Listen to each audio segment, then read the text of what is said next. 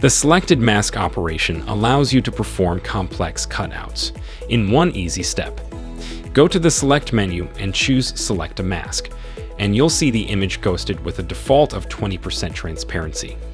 With the selection brush, just trace over the area of the image that you want to keep, and Photoshop will automatically recognize what's foreground and what's background. It won't always get it right. There's a bin up here that shouldn't be included. Hold down, Option or Out, and drag over it to remove these areas. And you can always add back in areas that are removed accidentally. Let's now view this against a black background shortcut, and here you can see it hasn't made that good a job of it, but switch to the hair tool. And now as you drag over it, it'll intelligently separate the hair, recognizing what's foreground and what's background. To produce a much better cutout as you drag over the image, it refines it until you get a remarkably good result.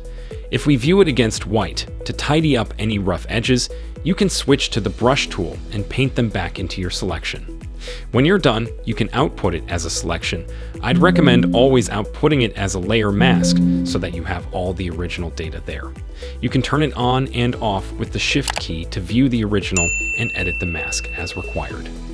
If this video helpful to learn quickly, hit the like button, and also don't forget to subscribe to our channel and hit the bell icon. Then you won't miss any upcoming tutorials.